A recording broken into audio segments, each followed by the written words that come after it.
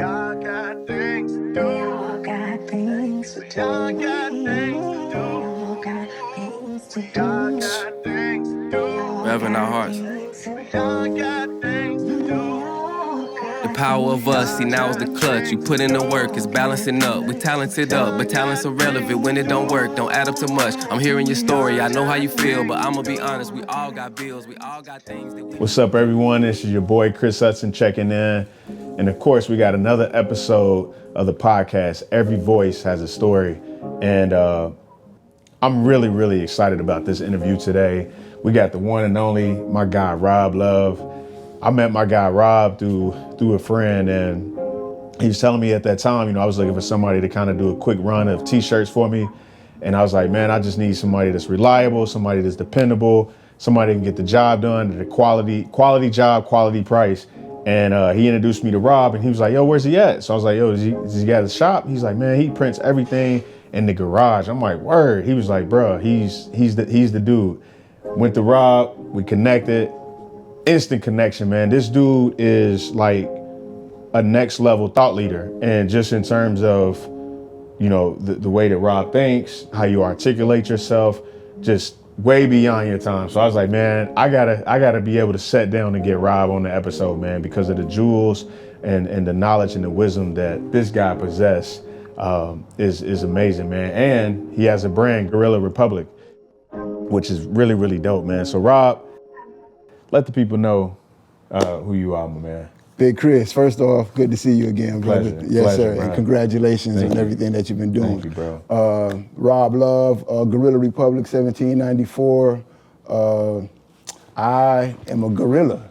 Yeah. So which means I'm self-made, and I tend to go against thought process. Mm-hmm. I started my brand back in 2003 after having my first set of twins and my job laying me off the next week. Mm-hmm. And I was just like, I told myself, I said, you know what? That'll never happen to me again. Right. And during that process, I had a dream about the Haitian Revolution. Mm. And because I used to collect almanacs. Yes. So I was reading in this one almanac, and I was reading up on the Haitian Revolution, had a dream that I was in the Haitian Revolution.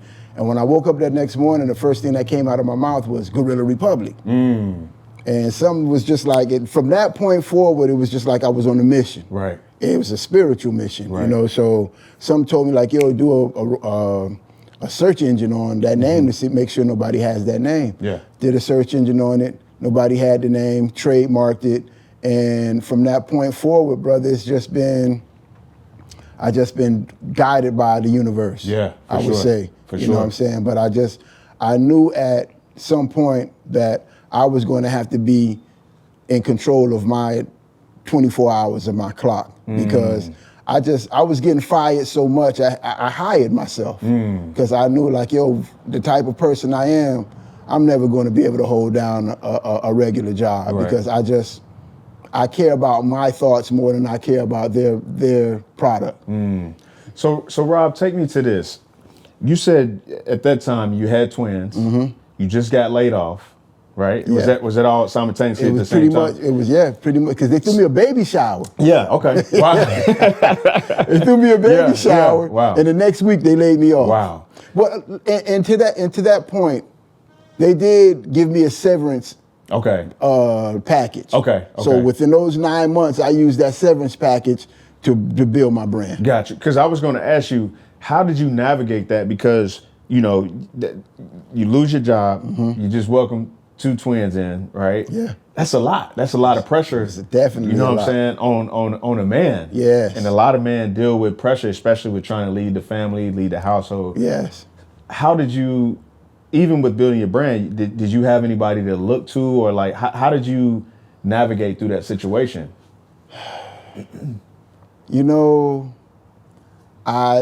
That's a good question, brother, because it became, like I say, when I woke up, it was like a spiritual, like, yo, we got you, and don't sweat it, because I was on some tunnel vision. Like, I lost some things, man. About 3 years later, what ended up happening was, I was in LA at this time. Okay. So somebody put me up on Venice Beach. Okay. So when I got out to Venice Beach, I was setting up out there, and I was making some decent money. Yeah, you know what I'm saying? So that was working, but it wasn't bringing everything in because LA is hella expensive. Very expensive. But what was so crazy was when my sons were born, when they got home, some way or another, we ended up getting them into Hollywood. Okay. You know what I'm saying? Wow. Because Hollywood pays for twins because they can't use one baby for 8 hours. Right, They yeah, don't, definitely. most they can do is 4 hours. Okay, Yeah, okay, so okay. this was by, again, the spirit was just leading me. We got them into some shows, and if I was behind or needed $3,000 by the end of this month, a check would come in. Wow. With $3,000 and maybe $3,500. So, you Yeah. got $3,000 for what you got $500 to live off of. So it was just to me, man, it was a spiritual voyage, you know what I'm saying, that I was just on, and I just had to let go and learn how to just trust that I'm on the right path. You know what I'm saying? And it's a love and sacrifice thing, you know what I'm saying? So that happened, brother, and I kept on having these dreams, and it was just telling me how to put this brand together. Right, for sure. So then this is like right around the time that MySpace started. Okay. Yep. I'm Like in right MySpace. around Yep, 2008. So before then, man, I wasn't big on the internet. I was looking Yeah. at that shit like, man, I ain't messing with that Right, shit. That right, shit is some yeah. spooky shit. You know what I'm saying? It's different. So Yeah. somebody put me up on, I get on MySpace, and the first thing that ended up happening was I put one of the first posts I put out, it said that if nobody told you they love you today, let Guerrilla Republic be the first. We love you. So I led in love, but I had always written in third person. I never written as I, it was Right. always we. So I had Right. always treated my brand like it was already big Right, definitely. before it was big. Yeah, definitely. You know what I'm saying? For sure. So I was always talking in third person, and that caught on, bro. That saying got me so much feedback in my inbox. It was For like, sure. yo, brother, I really needed to hear that People today. You needed know what I'm that, saying? And that was the beginning of the journey, brother. You know what I'm saying? Just not having and just knowing something is guiding you. Yeah. And sometimes you gotta be able to let your ego go and let all your worries go and be willing to be guided. Yeah, definitely. And I was able to do that. So let me ask you this, Rob. Guerrilla Republic, what does that stand for? Is it a brand that's centered around love? For those who don't know, So how would you describe it? Okay, so we have principles in Guerrilla Republic, and we have a flag that has 5 colors. From the base up, it's black, red, blue, green, gold. And the black stands for knowledge, power. The red stands for love, sacrifice. The blue stands for vision, focus. The green is elevation, prosperity. And the gold is fortune, success. So yes, it was based out of love. It was also based out of the guerrilla uprising that happened in Saint-Domingue, which is present-day Haiti. Wow, okay. What they call the first successful, I hate to use the word slave because slaves don't revolt. So it was the first successful indigenous uprising between African and indigenous people to break away from the colonizers. Yes. And this is one of the main reasons why Haiti catches hell today, because they defeated England, Spain, France, and some would say the United States. Wow. All in 3 years. So the Guerrilla Republic is more about freedom. Right. Freedom to express, and freedom to be original, and freedom to be you. Right. You know what I'm saying? Definitely. Find out what makes you, you. Definitely. So our mission statement is Guerrilla Republic draws its inspiration from the first successful slave revolt in Haiti in 1794. This rebellion exemplifies unity, strength, determination, and the will of God. Our mission is to expand the dynamics of thinking in our inner cities and basically motivate people to take a different approach to life through re-education, self-reliance, and preparedness. Right. And that is, to us, a guerrilla prepares. Some people pray and others prepare. And you can do both, but it is best to prepare. Yes. And then your prayers will be answered through your preparation. And Rob, you touched on that, and that's why I'm going to love where this interview is going to go, because a lot of times we talk in our spiritual uprising. Even for me, being a Christian, born in the church, we've always been taught to pray, pray things through. But a lot of times we don't necessarily prepare, or nor do we have a plan. So for instance, it might be, well, I'm gonna just wait till God sits, I'm gonna wait for God to bless me. And then a lot of times people are just praying, but it's like faith with no works. They don't put into action. Thank you. You can't think that your life is just gonna turn around without no action. Yes. So when you think about the guerrilla mindset and you think about the preparing of something, how have you prepared yourself for the times that we living in today? Whoa, man, that's interesting. Self-reliance. Yeah. Preparing myself to be an entrepreneur. Right. Let's take when COVID hit, for example. I didn't have to worry about getting fired if I didn't comply to certain things or demands that the government was asking you to do to keep your livelihood. Definitely. I created my livelihood. Right. You know what I'm saying? So what we like to say, we have an acronym called GAME. Your godly ability to manifest everything, or your godly ability to master everything. And then we'll say, well, what is your ability? What is your manifestation? What do you do better than anybody without any type of pre-education towards it? That is your signature from the universe to expound on that. You know what I'm saying? That's your signature, or we say that's probably your passion. Your passion is going to be tied in to your purpose. And your purpose is going to be your passport to your prosperity. Wow. So what is it that you do? Like we got another thing that we say, we call it the dope game. Everything is the dope game. And that's an acronym. Right. That stands for developing original product. Damn. It's that E. Empowerment. Empowerment. Yeah. Developing original product empowerment, generating abundant monetary earnings. And then we turn around. So what's your dope? What do you do better than everybody? Package that up, get it on the block, push it, and then repeat. Repeat it. Wow. So it's man. I put it like this, man. If you are not prepared to damn near lose everything and as you're following your vision, then don't do nothing. Because your vision is very selfish. And it is going to want all of your attention. Yeah. And during that, it's going to remove everything that is taking attention away from you. It may be your girl, it may be your job, it may be everything. And like I said, when I lost my job, it gave me the room to be able to see everything and not be concerned. You know what I'm saying? Because my wife was working. You know what I'm saying? So she did take on a lot of the responsibility, but I was at home with my sons. You know what I'm saying? For sure. Then we had our second set of twins, and at that point she was like, "Yeah, I'm out." Yeah.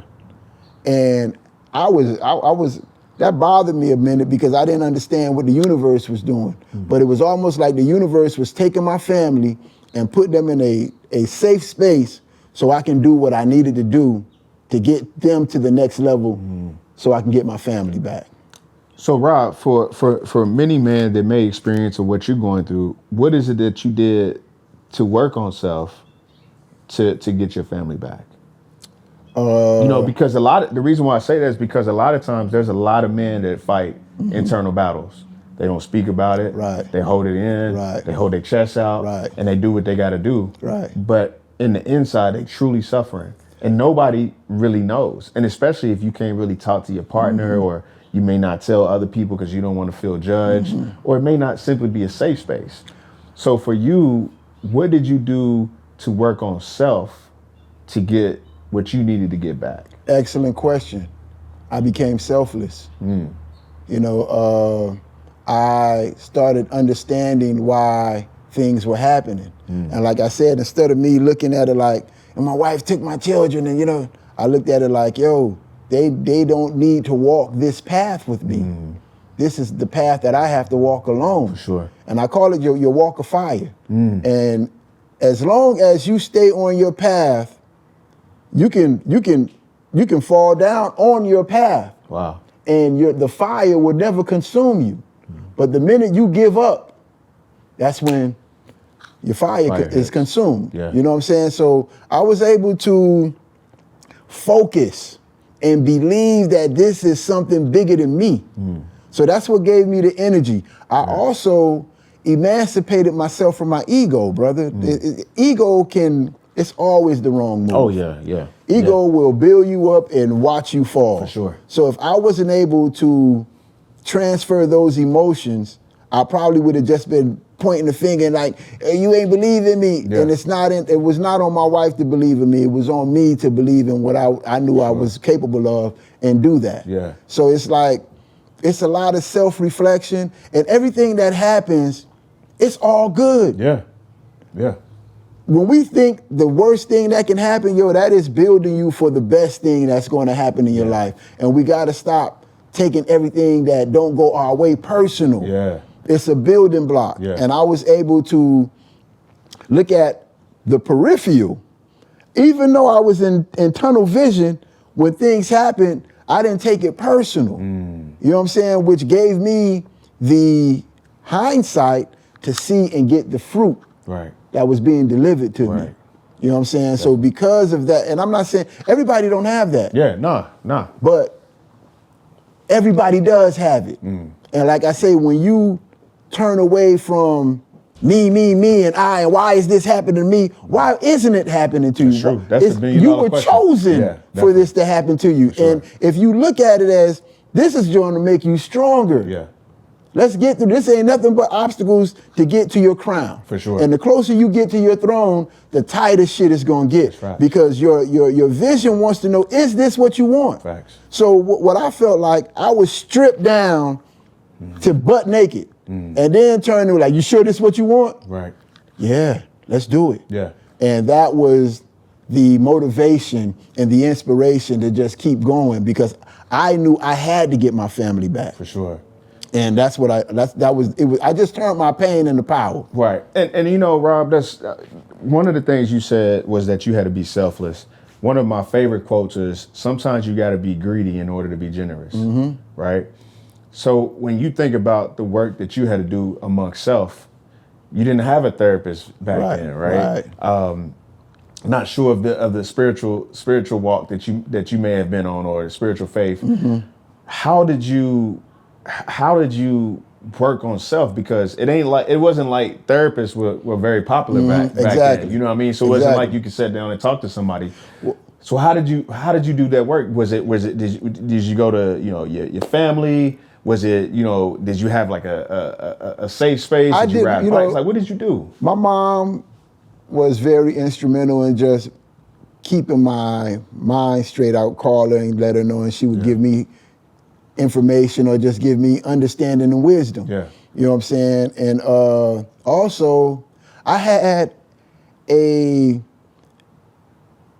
how should I say, what are my words? I had people that believed in me, bro. So it was crazy, because you ever watch that movie Field of Dreams? It's been a while. Kevin Costner, and they had the baseball joint. Yeah, they had a saying, if you build it, they will come. Yes. Everybody that I know in Guerrilla Republic, I didn't know before Guerrilla Republic. Wow. So it was almost like I had to walk my path, because when you start walking your path, there are people waiting on you. Thanks. There are people that you don't know. Don't think your friends are your friends. Yeah. They're not the people that's going to be supporting your vision. Right. The people that are going to be supporting your vision are in your vision. So once you start that journey within your vision, these people they've been activated. For sure. You know what I'm saying? So I got a host of people that really believed in what I was doing and attached themselves to this vision. For sure. You know what I'm saying? Shout out to Big Halo. Shout out to JL. Shout out to Is the Truth. Shout out to Elise. Shout out to my wife. Even though I understood what she was going, we just had 2 sets of twins back to back. Right. You know what I'm saying? For sure. All she wanted to know is, where's the security at, brother? That's what I wanted to know from you. And when I was not able to give her that, the universe put my family in a place which was back at her parents' house, and put them there so I can focus on what I needed to do. So it's man, I tell you, man, it's a lot of self-reflection. Yeah. It's a lot of not looking at so-called negative situations and being able to pull the fruit from it. Yeah. You know what I'm saying? Like, we have to become, and it will either shape you or break you. That's true. You know, I'm into being shaped. Right. You know, like I believe in a higher power. I'm not necessarily a religious person, but I am a very spiritual person. So I hear the universe when she talks to me. I hear it and I follow. Like I said, the minute I stopped trying to strong arm my vision and control where I wanted to go, and I let it do what it was supposed to do, I felt peace. Because it always put me in a place where I was elevating every time. Every time. Yeah. And Rob, you know, it's interesting, right? Because one of the things that you touched on was you really had to work on self. I did. And I don't think that we understand how powerful it is to work on self, because Oh, damn, let me forget. Yeah. Go ahead. My brother, Tony, Yeah. Big T, For sure. one of the biggest inspirations for me right sure. now. You know, so I don't never want Shout out to to forget Big my T. brother, Big Tony. You sure. know what it is, Big T LaRock. Shout out to Big I got T. to give my man For his sure. due. For You know sure. what I'm saying? For sure. I don't, and yeah. For sure. No. It's good, because that's one of the things you don't want to miss nobody. Yes, sir. Everybody play the point. That's why I don't believe that nobody is self-made. There's always somebody along the journey. Their hands. To give you something, whether it's a Like word. the legs of a centipede, brother. Facts. You need it, right? Yes. But going back to where we were at, right? When you think about life, and you think about, you know, people that are connected to you knowingly and unknowingly. Going back to what you said, before you started Guerrilla Republican, there were people that already was waiting for your vision. Yes. Right? Yes. But even as a man, as you think about life, right? And it's the times that we live in, there's so many young brothers that are lost. They don't have fathers around. They don't have a clue of what's going on. They don't have the principles. So when you think about, when we look at life, it's always much bigger than us. Yes. Because had you had not taken that time to reflect and get your mind back right, you think about the seeds, your seeds, Yes. that you would infected. Yes. The people that were waiting for Guerrilla Republic. So when you look at the current state that we're in with our young man, do you feel like it's because the fathers are not necessarily present? 100%. Or maybe they haven't did the work? 100%. And what's your take on that? Like, how do you bring a solution to that for any man that may be in the space that you're in? Well, I think a lot of the times adults are guilty of looking at children and thinking they're supposed to know what took us our entire lives to understand. You know, the brain in most men does not develop until 26 years old. So what a lot of these youngsters are on is a record and repeat situation. Facts. And they will record something and repeat what they see until there's a consequence. And usually the consequence that they meet up with is very strict. Right. So because I grew up with a father in my life, I had structure. Right. You know what I'm saying? I was able to have a childhood and not be the man in the house at Right. 10 years old sure. and have that confuse me thinking that I'm an adult when I'm not. Right. And now this is what my frustration comes with other adults because I think I'm on their level. Right. You know what I'm saying? So the fact that they went so hard to remove the father from the family, that is the basis of everything. Right. You know what I'm saying? So because these youngsters don't have structure, but they got all this influence. Yeah. I can't even imagine the pressure of social media. Yeah. when I was coming up. Right. You know, that it is so influential, you know what I'm saying? And you don't have that father figure to be like, boy, that shit ain't real. Right. You know what I'm saying? Come on over here, let me show you what's real. Because mothers have so much going on that she cannot teach a boy how to be a man. Right. And a boy has to see a man to be a man. And they either come down to three people in their life that they're gonna fall and have some structure from. It's gonna be their teacher, it's gonna be a police officer, or it's gonna be the judge. You know what I'm saying? And depending on their level of understanding, which is none, how that works on them is where they may end up. You know, they've already told us that they build prisons based on 4th grade studies. Wow. 4th grade tests. They know how many prisons to build by testing 4th graders. What are they looking for, you think, in that, Rob? The inability to understand, the frustration. They put all this on us, brother. They create criminals. This is a criminal organization doing business as a country. If capitalism, for it to thrive, it has to have a permanent underclass. Right. We've been designated as that permanent underclass. Even through all the shit they do to us, we still present our greatness to where the world wants to know what we're doing. Right. And I'm talking about us here in the Americas. Right. You know what I'm saying? Right. So it's like, imagine if okay, I'll put it like this.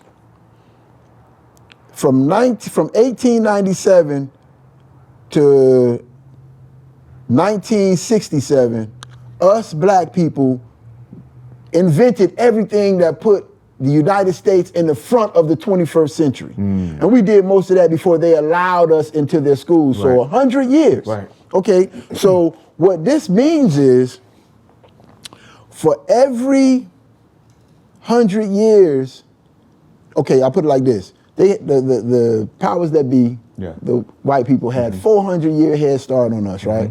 So that's not supposed to change. Right. You start out 400 years, you're supposed to get 800 years, then 1,200 years, and keep it like that. It took us 100 years to knock out 400 years of backsliding. Right. What does that tell you? We're growing. It tells you that for every 100 years it takes them to accomplish something, it takes us 25. That's scary, brother. That is scary. And you wonder why they put so much money into us not making it to 50. Yeah. You make it to 50 years old, you realize everything. Now your brain is fully developed. Yeah. We want our children to have common sense, and common sense comes in through experience. You don't get common sense until you're about 30, brother. That's true. Experience and exposure. So we need fathers. Who look at every other ethnicity. What do they have that we don't? Fathers. Fathers, brother. So that would be my answer, because that is, when you're a father. Yeah. You see your son doing the same stuff you did when it don't change. Yeah, definitely. So we the blueprint to their success. We can tell, hey man, that's not the corner you. Exactly. The next corner. That's the safe corner. For sure. They don't have that, so they on the job training. Definitely. So by the time they get some understanding, they felons. Yeah. And that's by design too, because now you can't do the one thing. The one thing a slave couldn't do when we were in bondage was protect themselves. That's what a felon is. That puts you back in slavery. Yep. And it doesn't give you an opportunity to have your freedom. It does not. I was just telling somebody the other day, a family member has spent more time in prison than he has spent on the outside. Yeah. And what's so crazy is every time he goes to get sentenced, they then put him back 10-year parole. You know what I mean? So that means within 10 years, you can't do nothing. Or probation, however they say it, right? They know within that 10-year window, it's something that's going to entice you. Right. Because if you've already had money, now you're a felon, right? That's all you know. So now you're like, shit, let me go take this chance again. But here's the thing with that, because I'm a fella. Yeah. What that did was made me become an entrepreneur. Facts. Now, like I say, everything is the dope game. Yeah. What is your dope? My dope happened to be t-shirts. Right. And what I did was I took the weed game prices and applied them to my shirts. That's dope. So when somebody was like, yo, how much is that shirt? I'd be like, same as a sack, $20. Yeah, $20, right. How much is the hoodie? Same as an eighth, $50. Right. So right. The dope game is nothing but business. It's an illegal business, but it teaches you business 101. Yeah. What we have to learn how to do is turn anything into our dope. If your cousin ever got out and learned how to apply what he knows in the game and apply that to a legal Fortune 500 company. You out of there, brother. Easy. And this is why the rap game, we took the rap game, the CDs was the new crack. Yeah. The store was the crack house, and the consumer was our fiend. For sure. We just had to create the dope product. And as long as your product is dope, you ain't never got to worry about it. Sure. But if your product ain't dope, you're going to be the only one smoking it, or wearing it, or trapped with it. So hip hop gave us dope. That was one of this is why the culture is so important. Yeah. This is why they had to infiltrate. Yes. And change the polarity and the vibration of the culture. Right. Because when it was on a positive thing, the culture told me to go to a HBCU. Yeah. And when I went to Morris Brown in '89, that's what gangster was. Right. Going to college. If you didn't read the autobiography of Malcolm X, you ain't gangster. Yeah. You know what I'm saying? So it was about information. You know, so the culture told us how to be original, how to always produce freshness. Right. And where's your dope? How do you package your dope? How did you produce it? And learn how to do that, and that's gonna be your again, back to your passport to your prosperity. What is your dope? Because you got it. We all have it. Yeah. But we tend to always want to follow what's being done already. That was a crime in hip hop. Yeah. Biting. Yeah. You looking like me. Right. That's a problem. That's a problem. And look at us now. Everybody wants to be the next somebody who's doing something. Nobody wants to be original. Where do you feel like? Because Rob, before we even started the interview, I think you hit it on the head. You said we're losing all of our legends, and we don't have any new ones coming. We're not creating any new legends. We're not creating. And Rob, when you think about it, it's so profound, because even if you think about just the destroying of the black man, you think about J. Edgar Hoover back in those times, and everything happened. What did he say? He was trying to prevent the next Messiah. Right. We are all the Messiahs. It's not just one. Right. We are the blood of the Messiah. Right. You know what I'm saying? So when he said that, he was doing exactly what he meant. He started taking everybody out. For sure. You know what I'm saying? So it is the nurturing of a father to raise a boy into a man. You know, not all men are built to be great fathers. Right. But even in your imperfection, there are things that he can give that boy to give him the tools he needs to become a great man. Right. In the absence, and I say ADHD is absentee dad home disorder. Again, I'm gonna say again, Rob. ADHD, which they done created this shit, is absentee dad home disorder. And when you look at a lot of these young men who came up without fathers, some have become successful, but they still missing something. So what do? These are the ones that become the great fathers, because they want to give their child something they didn't have, and that's not money. That is me. And really, that's all children want. Where my daddy at? When a young boy is looking around, he wants to know why my daddy ain't with me. You know, I can remember when, every time I think about this, man, this tears me up. My sons are 22 now. When we had our separation, my sons would get on the phone and be like, Baba, they couldn't be no older than 4. What did we do to you to make you not want to play with us anymore? Wow. That pain is what I turned into power. Right. And was like, I got to get my sons back. I owe them that. Yeah. You know what I'm saying? So it's like, they feel it's their fault. Children don't know how to internalize. Yeah. They look at themselves like my father left me because it's something I did to him. Right. Not knowing that, yo, man, you got nothing to do with this and everything to do with it. You know what I'm saying? And if we don't get fathers back into the fold, we're going to lose another 3 generations. Wow. To the prison industrial complex. Mm-hmm.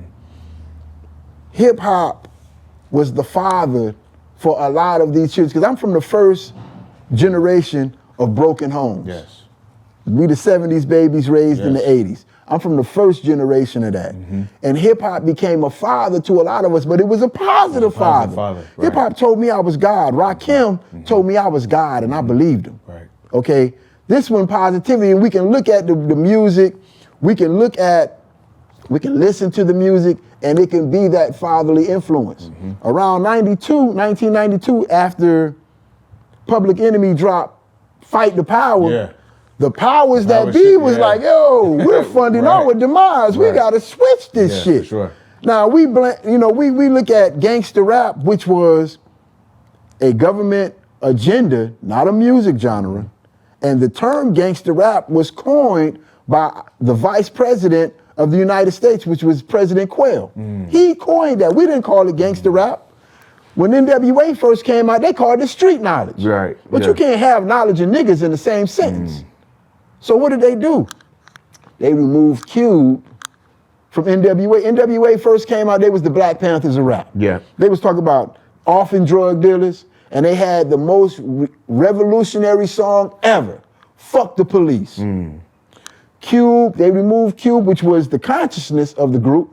When they removed Cube, what was the next album they put out? Niggas for Life. And that was the seed that created everything that we got right now. We've been niggas since 1992. Wow. We actually rebelled against being black to embrace being niggas. And we've been on a whole nigga revolution for 40 years. But when you see things like what's going on, what happened with Big Meech, and what's going on with all these transitions, say Big U and all this shit, it's the end of the street nigga era. What's next? Revolutionary. I would like to say evolutionary, because when you look at the word revolution, it means a circle. Right. So are we going to continue the revolution, or are we going to grow? You got revolution and evolution. They damn near have the same definition. There's one word that sticks out in evolution that separates it from revolution, and that's growth. So we got a saying that the struggle continues. Right. The struggle continues because we keep it, permeating the circle. Exactly. It's time to break the revolution and evolve. Exactly. Where are we going? Like the new gangster is intelligence. It is nobody's fault right now with the amount of information out right now. Nobody owes you anything. Right. Because for you to, and let me not say ignorant, because all ignorant means is you don't know. You don't know. And ignorance is the mother of intelligence, because you got to not know before you know. Right. We have to want information again, right information. Right. We prided ourselves on being thugs, and if you decided you wanted to be an intellect, they told you acting white. Right, so right, so we're identifying whiteness with intelligence. Right. That's crazy. So again, who can break this cycle? Fathers. Right. We have to, first off, as black men, as a whole, apologize to black women for what we put them through. We have to apologize to our children for not being there. And a lot of times, you in a relationship, all black women ever wanted was the apology. Right. But our ego won't allow us, you're gonna be a sucker, bitch ass nigga. Yeah. No. Own up to that. Apology first. Emancipate yourself from your ego. Remove your ego and place your family where your ego was placed at. Right. And we can turn this around, because the youth want guidance, right. but they want guidance in somebody that they believe in. And if you haven't, like I say, you can't be my preacher or my pastor if you ain't been through some shit. My pastor, I want my pastor to be an ex-crackhead, pimp, you know what I'm saying, drug dealer. He got testimony. Because you done been through some shit. You done been through some shit I've been through. So you can't be walking this fine line and tell me what I shouldn't do when you ain't never been through it. So we as men have to regain our position as leaders. You know, we owe the youth that because they are dying, literally. These young dudes, man. For this attention from men. Because a lot of them are persecuted, like throwing our children out at 18. How smart is that now that you look back when you was 18? How much did you know? I mean, you don't know a lot. You don't. We the only people that do that. You don't. When you look at the Indians, the Jews, they don't throw their children out until they graduated from college. And they save the money for them so their credit ain't messed up by that time. We got to start understanding, like, we can't throw our sons out at 8. They don't know nothing. That's why they in prison at 22. That's why they keep repeating and the cycle continues and the struggle continues. Because we continue doing the same shit that didn't yield a harvest. If we're not yielding a harvest, how do we feed the youth into the next generation or the future? We are so fascinated about the past. We stuck in 4,000 years ago. All we want to talk about is what Egypt did. What has all that shit got to do with us right now? If we got all this information, but we can't create a business plan. We got all this information, but we can't create an economic stimulus package for us. So we need to get out of the past because we don't even talk about the future. When do black people talk about the future? We talk about Saturday. We talk about this weekend. We don't talk about 20 years from now. Them folks is working on 50 years from now. 100 years. They making 50-year, 100-year plans because they got a time limit. We are timeless people on somebody's clock. That's heavy. And when you think about it, Rob, one of my quotes that I stand by, man, is that it's hard to become what you don't see. If you never ultimately see something in terms of a role model, that father figure, that supporter friend, even with these young people, you got to think if everyone is on an identity crisis around them, even the grown-ups, you know, sometimes, I mean, when I had my son, I was young. When you think about now, a lot of mothers are having kids young, right? And it goes back to, I'm reading this book where it talks about the attachment styles, dismissive, avoidant, secure attachment, and fearful avoidant. And everything that we deal with as people, as humans, as adults, as men, as women, all stems from the childhood. And if it's not addressed properly, that will affect the adulthood, right? The trauma that's within. So when I look at a lot of these young brothers, going back to what you said, a lot of them are just following the examples that they see. And those people that are following them are looking at other people. So it's really like you got 40, 50-year-olds still, you know what I'm saying, want to be out in the streets. You know what I'm saying? So we never grew up. We never grew up. So you got to think these young brothers are seeing that and they thinking that's the way to move. They thinking that's the way of life. And I look at the foundation of just kind of coming up with my fam is that we were around each other all the time.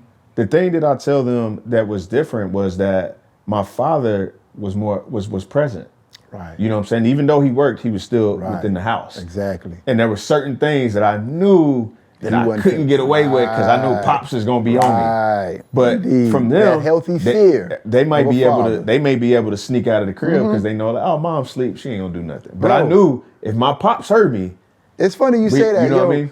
I used to envy my friends that didn't have fathers in their home because they could stay out all night. I used to be mad about my father being in the home.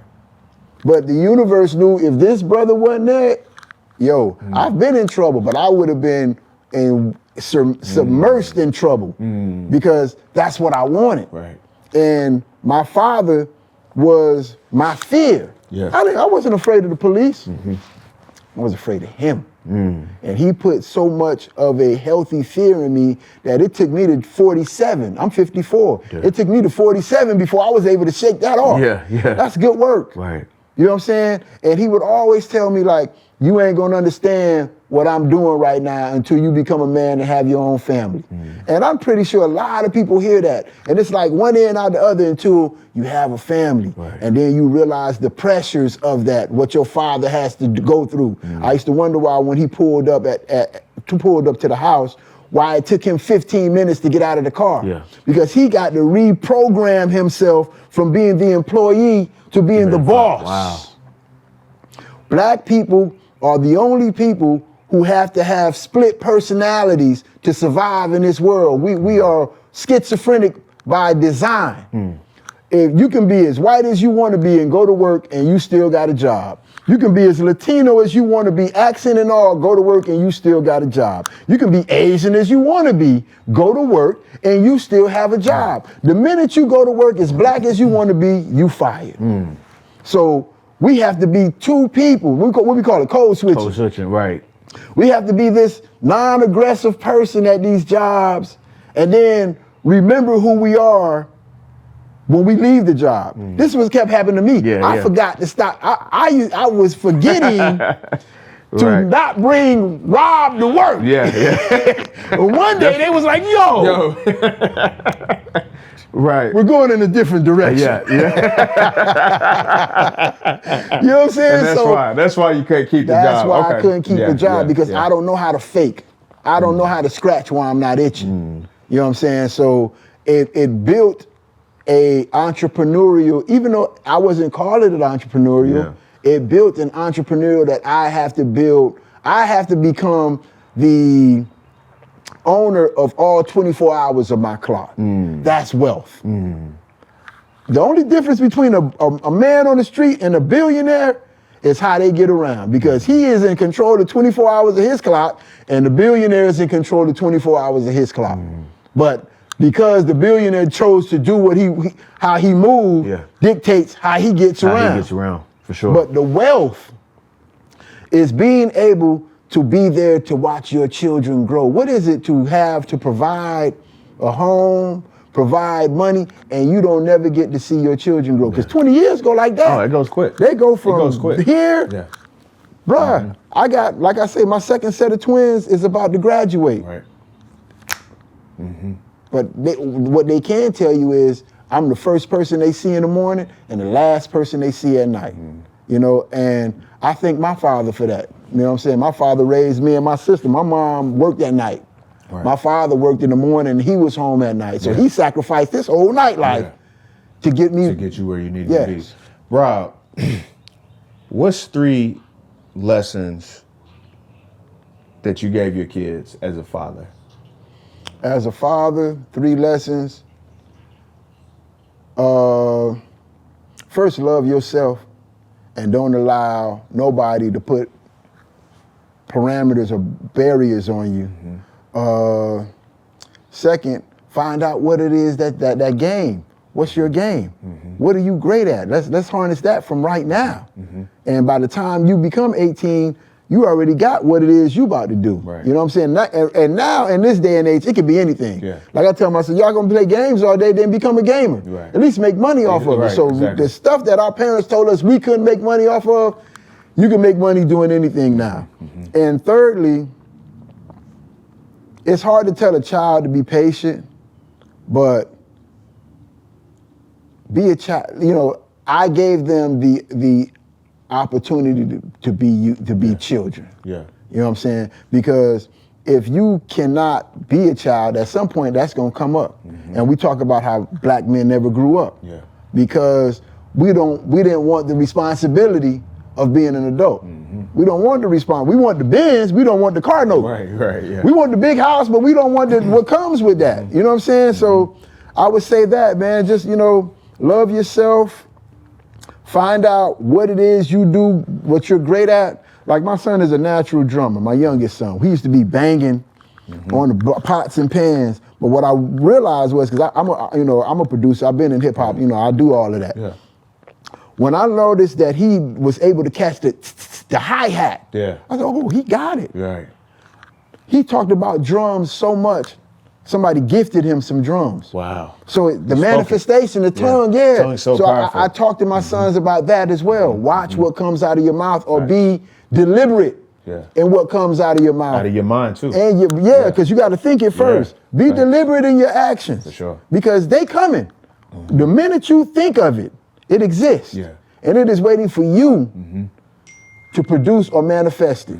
You know, so that would be just things in me having understanding, and never detach yourself from your childhood, because it gives you the understanding of what your children are going through. I'm still connected to my childhood because of the culture. Yeah.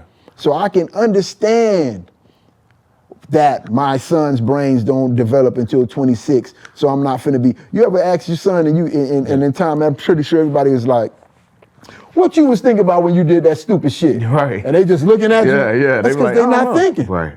Yeah, I'm on record. What you mean thinking? I'm not supposed to think right now. I'm just supposed to observe and absorb everything. Yeah. It's on you to give me the right thinking of what I just saw. Yeah. If there's no father there, then anything he thinks becomes real. So that's a problem. That's a problem. So when you thinking the shit you doing is right and exact, if there's nobody to rectify that repercussion could be what takes your life.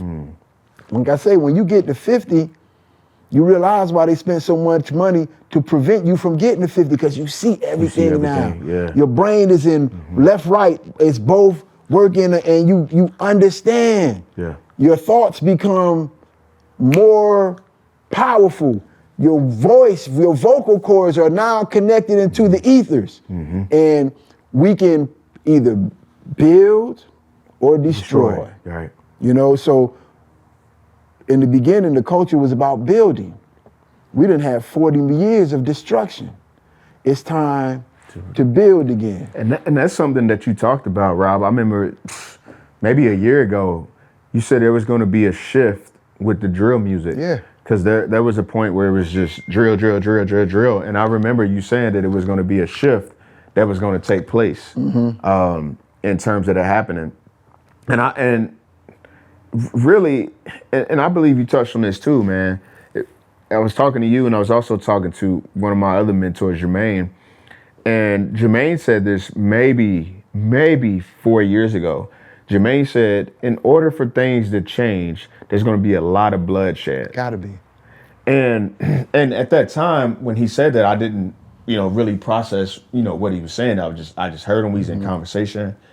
And as I thought about it, I ended up seeing something on Instagram where there was 3 young brothers, not brothers, but 3 young black guys that were in a gang. They were sentenced to 145 years. Yeah, I think they went to go and jack this dude's car and ended up killing him at the gas station.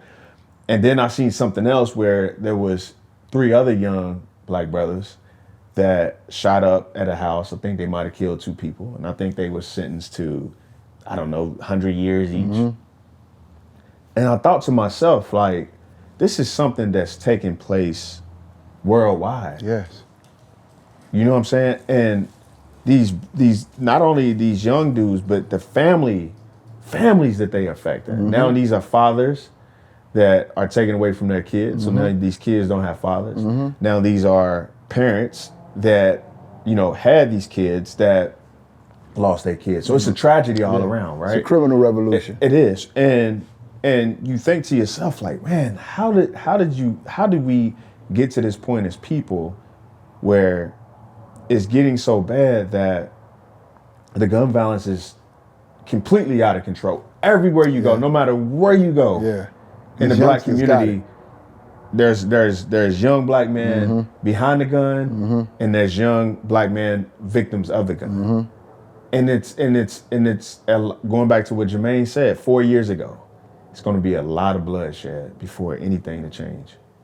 And when you think about it, it really doesn't register to a lot of people until it hits kind of close to home. Yeah. Because you're so desensitized. You Yeah. see it and you like, dang, another year. Yeah. Like, and you, it's just there for a moment and then you keep scrolling, right? And then for some people, it's a part of their algorithm. So that's all they into. Yeah. Like I had to tell my son, be very cautious of what you allow to get into your mind. Be very cautious of the algorithm that you have on the social media platform. Because once you get exposed to something, next thing you know, you're going on a tangent. That's that record and repeat. Yeah. Now, again, it's the influence. Yep. The music. The music is very powerful. They know Very this. powerful. And they know what it does to our melanin. They know what rhythm, they don't have rhythm. Yeah. Okay? They know what this does to our, even the frequency of the bass, Yeah. you know what I'm saying, low vibrational. It's the beat Yeah. and then the message. I Yeah. think Trans Lee said that. It's all Once they get you with that vibrational beat, into you get that us. message, yeah. So it's on our artists to change the message. The message now is when I was coming up and the algorithm changed from positive, or the frequency changed from positive to negative, the message was get this money, fuck these bitches, and kill these niggas. This is, if you were born from 1994 to now, that's all you ever heard. Get this money, fuck these bitches, and kill these niggas. What is these youth doing? What they repeat, what they've heard. To a science. Okay? Now imagine if we change what they're hearing. Like you ever notice how the drill music has this all of that, it's all intentional. The powers that be know what they're doing. We've used our sorrow and our heartache to feed the world. Soul music, all our heartbreaks, we feed the world with this shit. When you inner cities in the United States feed the world, because who owns everything? We don't even have black communities anymore. Okay, because the community meant unified commerce. If you're not in control of the commerce, you're not in control of the community. We are black people, we are dwellers in Asian communities. We don't control our communities anymore. You know what I'm saying? So once we get an understanding of how powerful we are, like, let's think about it. We are the poorest people in the Western Hemisphere. But as far as influence, we're the wealthiest. We influence and dictate whatever the fuck is, whatever cool is, it starts with us. And at some point, being a killer became cool. And I'm not even gonna say a killer because God loves killers, okay? To kill is a righteous thing because you're killing to protect. Murder, however, is ego. Murder is selfishness. I want what you got. I don't want to become who you are. I just want to take what you got.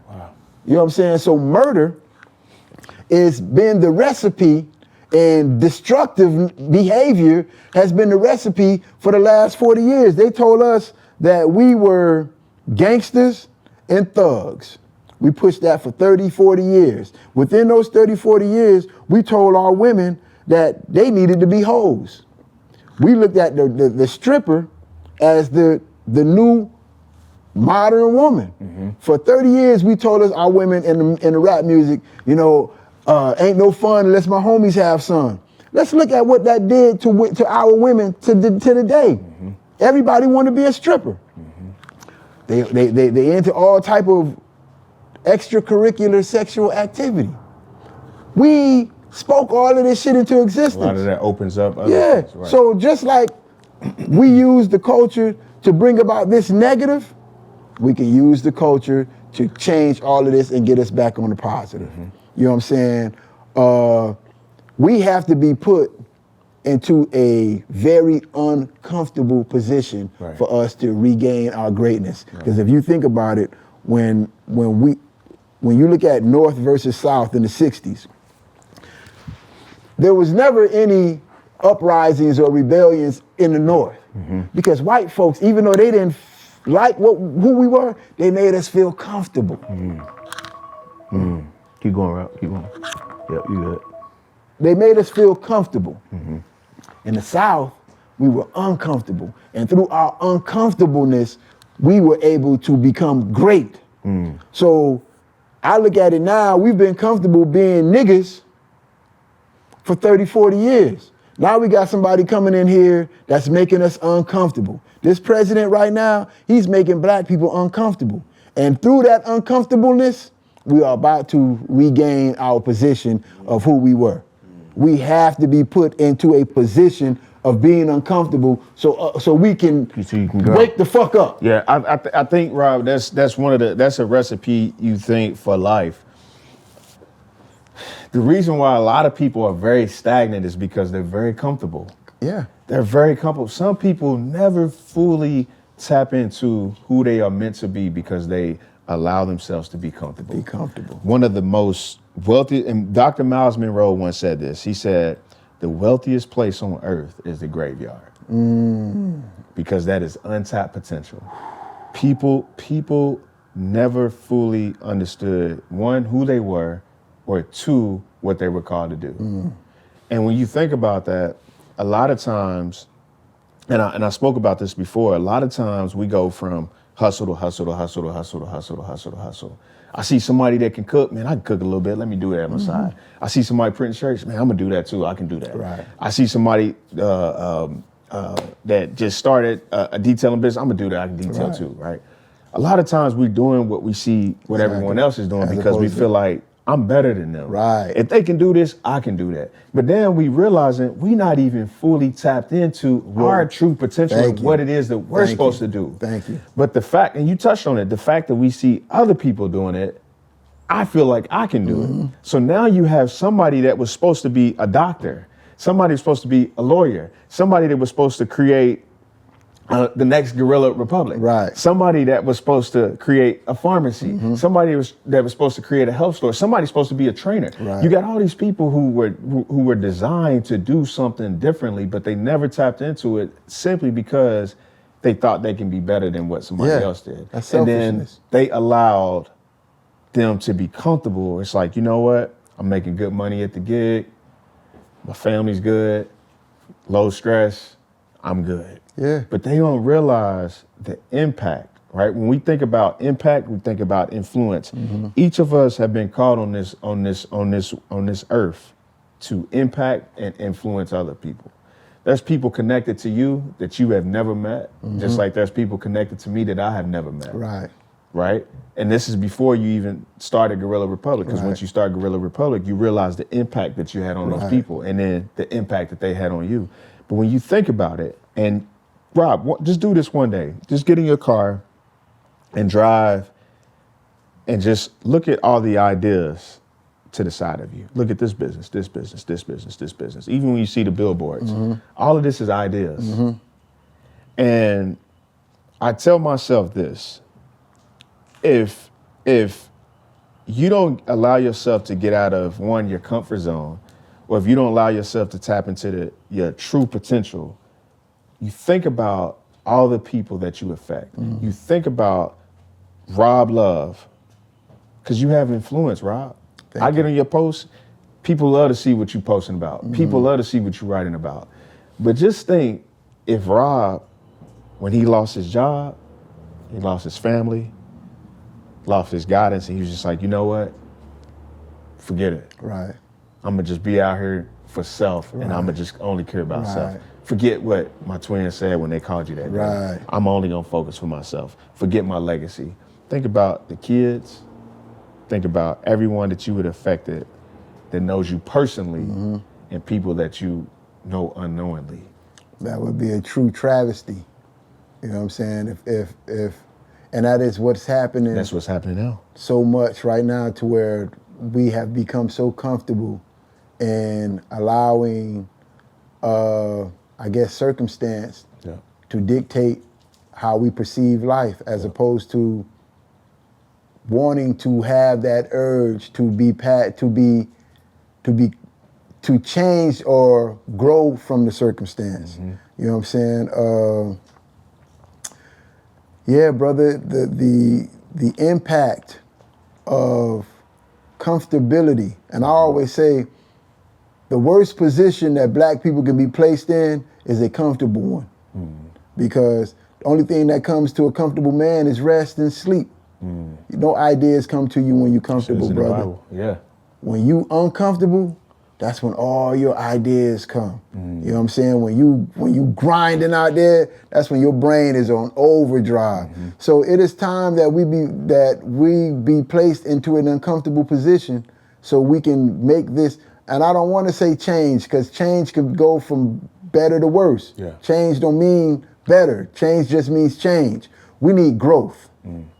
And I see it now, because although we say a lot, I've seen more black fathers regain the position of head of the household now. Like, it's like there's this surge of black men really wanting to be in their children's lives. The opposition now is becoming from how they have positioned our women. You know what I'm saying? So again, we have to do some homework on how we can get back into the good graces of black women, because one thing about black women, whatever they believe in becomes the truth. Whatever they believe in becomes the truth. And whatever they don't believe in disappears.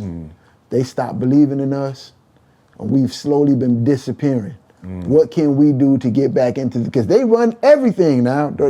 Let's understand this shit. The man does not walk in front of the woman because he's superior. He walks in front of her because he's the sacrifice. And we have to understand that. What is your love and sacrifice? What are you willing to sacrifice to get us back to greatness as men? Right. That's gonna start with our ego. You know what I'm saying? It doesn't mean you a sucker because you pay attention to your woman's needs. That means you a man that's paying attention to his woman's needs. Exactly. Because I always say this, the greatest thing a woman can give her man is peace of mind. And the greatest thing a man can give his woman is undivided attention. But the undivided attention will give you that peace of mind. We always talking about submission. We want her to submit. Submission is an emotional response to you doing what you're supposed to do. That don't just come because you ask for it. What are you doing to make her do that? Right. She has to be compelled to give you that give you that space. Right. Because she has just as much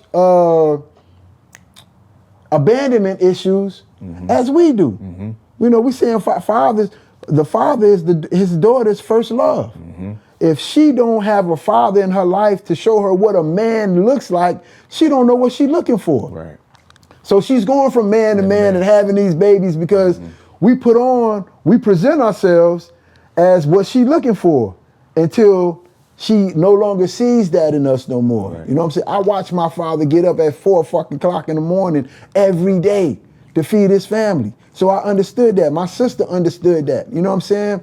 My son, at one point when he was in the 9th grade, he was dealing with a girl and she was giving him trouble. I was like, she got a father? He was like, no. I said, well, she ain't gonna know how to respect you because she ain't never seen her mother have to respect no man. I said, the next relationship you get into, you make sure she come from the same stock you come from. 2-parent household. He found his next girlfriend. They'd been together from 9th grade to graduation. Because she understands respect and she sees her father, so she watches her father and mother cohabitate, and she understands what that means in her relationship. So important. It's like we always say, you got to see something for you to achieve something. If I don't get to see what a man is, if I don't get to see what a woman is, how do I become that? I just become a grown child with hair on my face and emotional. You know what I'm saying? So as men, as leaders, we have to make that step towards our women again. You know what I'm saying? They've done, and everything that women have wanted, we have become. When I was coming up, black women wanted an educated man. All black men was going to college. At some point, they wanted a thug and a gangster. We dropped out of college to become that. Now, they don't even see us, and we invisible. When are we going to take on the responsibility of being accountable for what we've done so we can get past what we're doing? You know what I'm saying? So it's on us, man. We got the key, And they waiting on us. Black women is waiting on us. Our children are waiting on us. You know what I'm saying? When are we going to become men? Right. Because as of right now, we just boys. Right. We want to be fresh.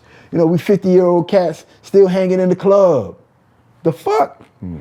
Because we don't, and I'm going to say a lot of that is, when I was coming up, there used to be a regimen on the radio telling me that I wasn't going to make it as a black child, a black boy. You'll probably not make it to 21. So when you get to 21, then they was telling you you're not going to make it to 25. Right. That shit went all the way until I was 35 years old. Wow. So there's a gang of black men out here at 40 years old looking lost because we didn't bank on being here, brother. So now you 40 years old, Trying to figure this, it out. and all we got is this street nigga shit. That's deaded. You know what I'm saying? The game is dead. If you out here in the game and you getting packages, whoever you getting the package from is the feds. Right. And all they doing is giving you 3 years to live your best life, so they can give you 20 years so you can talk about the best 3 years of your life for 25 fucking years. Right. We got to get our shit together. Yeah. We are gifted in creating. What's the last shit we created since hip hop? This is how comfortable we are. What if we've created a $1 trillion business for other people? Right. How is it that hip hop can't give us everything that we need to create our economy? This is the economy of the United States. Yeah. Us. When are we going to see our value? We're taught to chase value as opposed to becoming valuable. We ain't got to chase the bag. You are the bag. You are the bag. Yeah. I say that all the time. Don't chase money, let money chase you. Become valuable. Yeah. You know what I'm saying? That's what money chases, value. Value. So now once we change our mindset, we'll learn how to attract what it is we want as opposed to chasing it. Right. You can't think chasing something. All you see is what you see. Yeah, you don't see all the moving. shit you passing, Right. all the jewels that you're not seeing because you chasing the bag. And a lot of times it's best if you just set still. They tell you that. Set still, you pray, Be still. You gotta be still, because sometimes, again, that's going back to what I said, it's so many hustles that, you know, I'm talking to my homie, he's like, yeah, man, I just started doing DoorDash, you know what I'm saying? And I'm like, that's what's up, like, because he making extra cash. Right. But when you think about all the time and all the energy and the effort that you're putting into something, sometimes you got to ask yourself, what is it that I'm doing? what are you chasing? What you know what I'm saying? Do you want the extra dollars? What are you chasing? What is it that you desire? You see what I'm saying? Yes. And I think once you understand that, you have the ability to go out and think clearly and be able to really tap in Right. to your value. Right. You feel me? Right. But you can't see that if you're too busy. That's why people always be like, oh man, I'm busy. Just because you're busy don't mean you're productive. Right. You know what I mean? You could just be busy as heck, and then you look up You're and not you doing ain't nothing. accomplished nothing. And you're not focused. Exactly. You know, like again, we have to have what is your focus? What do you want out of life? Right. And what I wanted was to be in control of my time. I wanted to be an active father in my family. You know what I'm saying? I created something to where I'm Joe, the boss of my body. I am in control of 24 hours of my clock. Because the most valuable thing we have is time. Right. And it's fleeting. Yes. Quick. What are you doing with your time? Yeah. You know how much time we waste on social media? I'm a victim. Right. But through my interactions in social media, I just want to make people think. Right. Because if you're thinking, then you're being productive. You know what I'm saying? It's when you're not thinking. We ain't thinking when we trying to be dope, when we trying to look fly. That ain't thinking. That's just, and a lot of times we use the word desire. Desire can be selfish because it only benefits you. Right. Right. Purpose is what we need because purpose benefits Everybody. the whole. Yes. And we got to understand how our actions affect everything. Facts. You know? And once we do that, again, the family, brother, we are the only people who lack family. We have households. Because if you don't have a father, you don't have a family. That's just what that is. If there ain't no father, there's no family. It's a household. We got to get back into the family. For sure. We got to save our children. For sure. And to save them, we have to be in their lives. Right. Because it don't take money. Yeah. I shouldn't have to, because I ain't giving you money. It didn't take money to bring this child into life. It ain't money that he need. Right. It's money that you want. Right. He needs my direction. We confuse providers as for financiers. Provision has nothing to do with finance. Provision is direction, instruction, love, encouragement. Thanks. That's the new provider. Not, if you ain't giving me no money. No, you looking for a father. Right. You know what I'm saying? If that's what you want, or a financier, then say that. Right. But don't tell me I'm not providing. And don't prevent me from providing the things that I need to give to my child because you don't see the value in it. Again, we got to get the respect of our women back. Yeah. Because whatever they believe in, and this ain't for women, this is for black women. Whatever they believe in becomes reality. Look at reality TV. They believe in that shit. That shit is real now. Okay? What don't they believe in? And see where that fits in the hierarchy of what makes shit move. Rob, it's been a pleasure, man. Thank you, brother. You are, again, like I said, bro, one of the greatest thought leaders, man. Brother, I'm and humble. you are so ahead of your time, bro. And we appreciate you for being a part of the podcast. I'm humble, brother. I'm humble. Like we Thank said, you. man, every voice has a story. And for everything that you've been through as a man and just the importance of, you could just tell it's in your heart. Thank you, brother. You know what I'm saying? Thank you. For more men to step up and be fathers. And that's so important in our community. And that's what we need in our community. So Rob, continue to keep doing what you're doing, Thank bro. you. Continue to be the light in the dark areas. And man, it's been an honor. Thank you, Chris. And I'm thankful for having you. Big Chris, my brother. guy. And I Yes, just sir. wanted to say, man, I've watched your journey. For sure. And I've watched you do it, brother, by the sweat of your brow. Yeah. And for a man that don't have a team, Yeah. to be as effective as you are, acknowledge that. For sure. You don't have to always, like you say, be busy. Fall back Yeah. and just enjoy the fruit of your labor. Definitely. You know what I'm saying? For sure. And your next great idea will come with your being fulfilled in just what you've already created. For sure. You ain't got to chase it. You create it. Creative. That's real. Love. Love, brother. Appreciate you, Indeed, Rob. indeed. Yes, sir. It's my guy, Rob, man. Y'all be sure to check him out, man. Guerrilla Republic. Rob, Guerrilla if you Republic, wanna- 1794, House of Guerrilla Republic on IG. My IG is Psalms 82, verse 6. If you're looking for me on Fedbook, which they call Meta now, I call it Fedbook. It's Rabb Love, RABBLOVE. My content is not for the weak. Yeah. I put shit out there to make you think. So if you're about thinking, then you can. I would say you can join me. I don't want you to follow your heart, but you can join me. You know what I'm saying? Again, GuerrillaRepublic.org. If you want to know more about Guerrilla Republic and what we're doing in hip hop and global just hip hop preservation, you go to GuerrillaRepublic.org. And thank y'all for everything. Thank you again, Man, thank you, Chris. bro. I It's been a appreciate you. pleasure. Thank Love, you, bro. Love. indeed. Check it out, man. I appreciate you guys. Leave the feedback, leave the comments. Peace. Love. And I'ma be giving it all that I got and dodging the hitters that's coming to slide. Man, shout out my city that raised me, I'm proud to ref for the Ville, the feeling revived. Man, doesn't this feel like the black art feeling? Man, doesn't this feel like when Jordan Lane packed and you had to be strapped? Yeah, that part, know that. Back when I and I'ma be giving it all that I got and dodging the hitters that's coming to slide. Man, shout out my city that raised me, I'm proud to ref for the Ville, the feeling revived. Man, doesn't this feel like the black art feeling? Man, doesn't this feel like when Jordan Lane packed?